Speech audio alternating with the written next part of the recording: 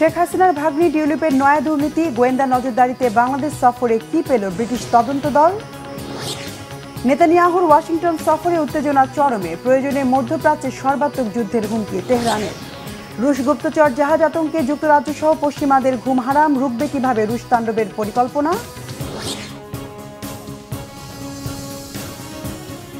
আসসালামু আলাইকুম, দেখছিলেন Bangla vision world news headline. সাবেক ব্রিটিশ সিটি মিনিস্টার টিউলিপ সিদ্দিকের বিরুদ্ধে দুর্নীতির নতুন তথ্য পেয়েছে যুক্তরাজ্যের ন্যাশনাল ক্রাইম এজেন্সির গোয়েন্দা কর্মকর্তারা। বাংলাদেশের দুর্নীতি দমন কমিশনের সঙ্গে বৈঠকের পরে তথ্য জানিয়েছে ব্রিটিশ কর্তৃপক্ষ। বিস্তারিত কিছু না জানালেও বলা হয়েছে এ নিয়ে তদন্ত শুরু হয়েছে। শনিবার দ্য মেইল অন সানডের প্রতিবেদনে বলা হয়, টিউলিপের ব্যাংক অ্যাকাউন্ট ও ইমেইলের তথ্য যাচাই চলছে।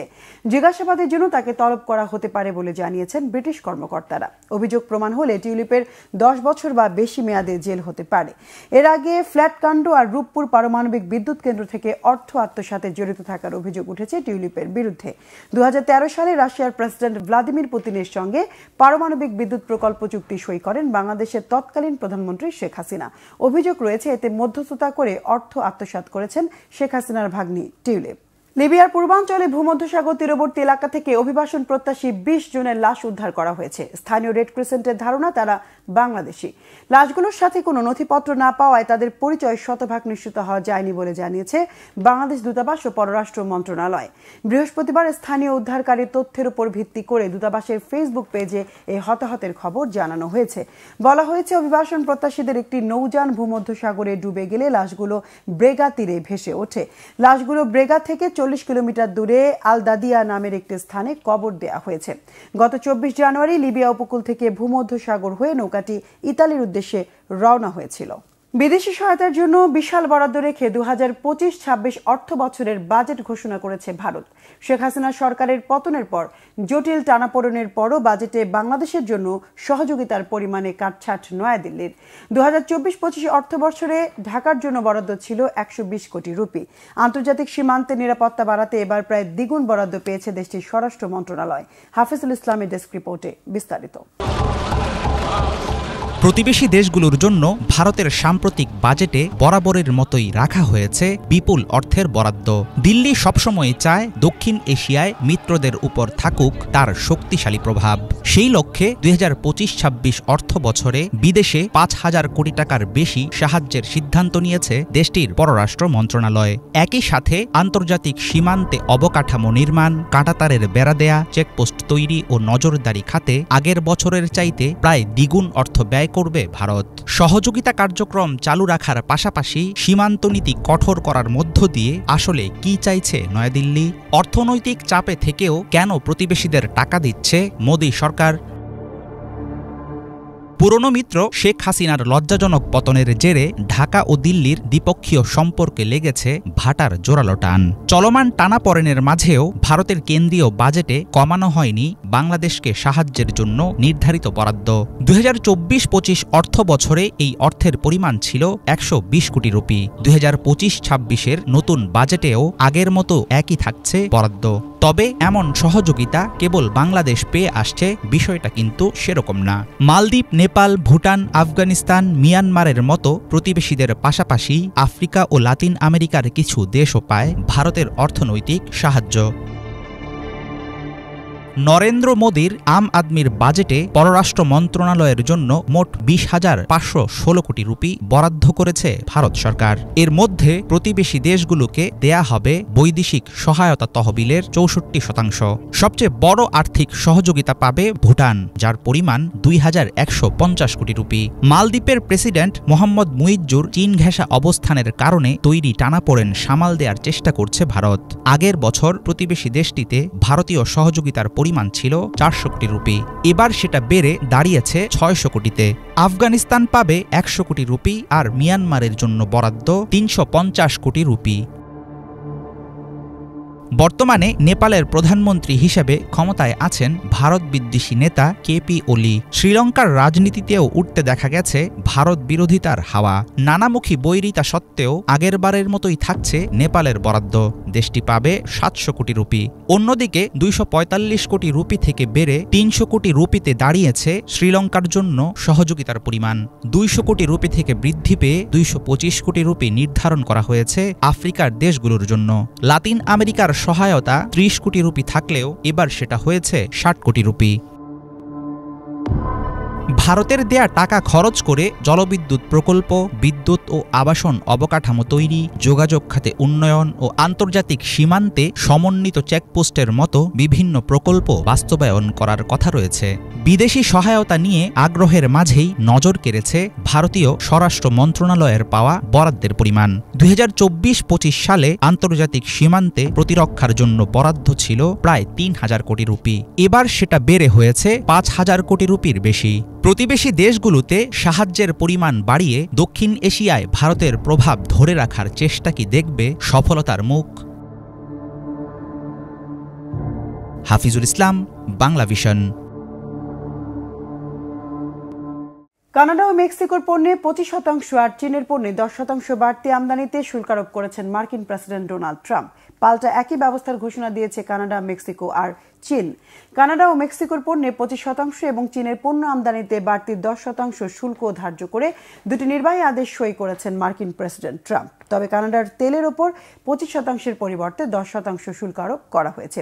আগামী মঙ্গলবার থেকে এটি কার্যকর হবে। এতে নতুন বাণিজ্য যুদ্ধ শুরুর ঝুঁকি আর বৈশ্বিক প্রবৃদ্ধিতে মন্দাভাব ও মূল্যস্ফীতি বাড়ার আশঙ্কা করছেন অর্থনীতিবিদরা। ক্ষুব্ধ প্রতিক্রিয়ায় যুক্তরাষ্ট্রের ওপর প্রতিশোধমূলক 25% বাড়তি শুল্ক আরোপের ঘোষণা দিয়েছেন কানাডার প্রধানমন্ত্রী জাস্টিন ট্রুডো ও মেক্সিকোর প্রেসিডেন্ট ক্লদিয়া শেনবাউম। এছাড়া চীনের দিক থেকেও একই ঘোষণা এসেছে। ট্রাম্প শুল্ক আরোপ করলেও কানাডাও বসে থাকবে না বলে আগাম জানিয়েছিলেন কানাডার প্রধানমন্ত্রী। গাজা যুদ্ধবিরতি চুক্তি দ্বিতীয় পর্বের আলোচনা স্থগিত রেখে ইসরায়েলের প্রধানমন্ত্রী বেনিয়ামিন নেতানিয়াহুর যুক্তরাষ্ট্র সফরে যাওয়া নিয়ে শুরু হয়েছে জোর গুঞ্জন। বলা হচ্ছে মঙ্গলবার ওয়াশিংটন মার্কিন প্রেসিডেন্ট ডোনাল্ড ট্রাম্পের সাথে নেতানিয়াহুর আলোচনায় গুরুত্ব পাবে গাজা আর ইরান সংক্রান্ত বিষয়। সমালোচক আর বিশ্লেষকদের আশঙ্কা, আলোচনার আড়ালে যুক্তরাষ্ট্রকে সাথে নিয়ে গাজা আর ইরানের নতুন কৌশলে যুদ্ধ বিস্তারের চক্রান্ত করছেন নেতানিয়াহু। বিস্তারিত ডেস্ক রিপোর্টে। যুদ্ধবিরতি চুক্তির দ্বিতীয় পর্বের আলোচনা স্থগিত করে মার্কিন প্রেসিডেন্ট ডোনাল্ড ট্রাম্পের সাথে সাক্ষাৎ করতে ওয়াশিংটন যাচ্ছেন ইসরায়েলের প্রধানমন্ত্রী বেনিয়ামিন নেতানিয়াহু। আগামী সোমবার চুক্তির দ্বিতীয় পর্বের আলোচনা হওয়ার কথা ছিল। এই সফরে গাজা এবং ইরান সম্পর্কিত বিষয় নিয়ে ট্রাম্পের সাথে আলোচনা করবেন নেতানিয়াহু। তার অফিস জানিয়েছে তিনি রবিবার মার্কিন যুক্তরাষ্ট্রের উদ্দেশ্যে রওনা হয়েছেন। ইসরায়েলের মতে নেতানিয়াহুর এই বৈঠকটি ঐতিহাসিক, কারণ তিনি প্রথম জাতীয় নেতা হিসেবে ট্রাম্পের সাথে সরাসরি সাক্ষাৎ করবেন। মঙ্গলবার হোয়াইট হাউসে এই বৈঠক অনুষ্ঠিত হওয়ার কথা রয়েছে। নেতানিয়াহুর অফিস জানিয়েছে শনিবার তিনি মার্কিন যুক্তরাষ্ট্রের বিশেষ দূত স্টিভ উইটকফের সাথে ফোনে কথা বলেছেন। তারা সোমবার ওয়াশিংটনে সাক্ষাৎ করবেন। এই সময় ইসরায়েলি বন্দীদের মুক্তির দ্বিতীয় পর্ব নিয়ে আলোচনা হবে। নেতানিয়াহুর গাজা যুদ্ধের নেতৃত্ব দেওয়া নিয়ে প্রচুর সমালোচনা থাকলেও এই সফরটি তার জন্য যুক্তরাষ্ট্রের দৃঢ় সমর্থনের সংকেত হিসেবে দেখা হচ্ছে। সফরের সময় গাজার যুদ্ধবিরতি নিয়ে দ্বিতীয় পর্যায়ের আলোচনা স্থগিত থাকবে। নিউ ইয়র্কে ট্রাম্পের সাথে বৈঠক শেষ না হওয়া পর্যন্ত কাতারে আলোচনার জন্য প্রতিনিধি দল পাঠাবে না নেতানিয়াহু। মার্কিন সফরের পর কাতারে আলোচনার সিদ্ধান্ত নেবেন তিনি।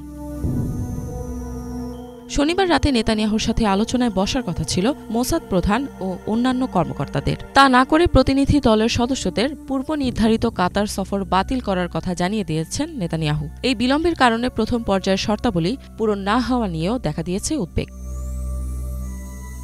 ট্রাম্পের সাথে বৈঠকের আগে যুদ্ধবিরতি চুক্তির বিষয়ে কোনো পদক্ষেপ নিতে আগ্রহী নন নেতানিয়াহু। দ্বিতীয় পর্যায়ে বন্দীদের মুক্তির সাথে গাজা থেকে পুরোপুরি ইসরায়েলের প্রত্যাহারের প্রস্তাবিত শর্ত রয়েছে। নেতানিয়াহুর গাজায় নতুন করে যুদ্ধ করার পরিকল্পনা রয়েছে। এটি তার ডানপন্থী মন্ত্রিসভার সদস্যদের চাপের মুখে করা হতে পারে।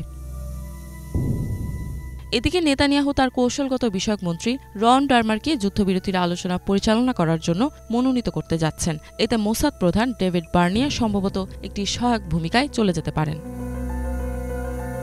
ইফাত জাহান, বাংলা ভিশন। এদিকে প্রয়োজনে মধ্যপ্রাচ্য জুড়ে সর্বাত্মক হামলার হুমকি দিয়ে যুদ্ধের নয়া দামামা বাজিয়ে দিয়েছে ইরান। এরই ধারাবাহিকতায় যুক্তরাষ্ট্র আর ইসরায়েলকে পরোক্ষ হুমকি দিতে প্রকাশ করা হয়েছে গোপন মিসাইল ঘাঁটির ভিডিও। ইরানের পররাষ্ট্রমন্ত্রী আব্বাস আরাকচির দাবি, পারমাণবিক স্থাপনায় হামলা চালালে ইতিহাসে সবচেয়ে বড় ভুল করবে ওয়াশিংটন আর তেল আবিব।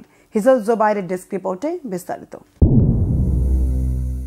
নির্বাচনী প্রচারণার সময় থেকেই ইরানের পারমাণবিক স্থাপনাগুলোতে হামলার পক্ষে অবস্থান জানিয়ে আসছিলেন যুক্তরাষ্ট্রের প্রেসিডেন্ট ডোনাল্ড ট্রাম্প। মসনদ পাকাপোক্ত হওয়ার পর তার সেই অবস্থান আরও জোরালো হচ্ছে বলে গণমাধ্যম সহ বিভিন্ন সূত্রে খবর মিলছে। যে কোনো দিন ইরানে হামলা হতে পারে, এই জল্পনা বাড়ছে।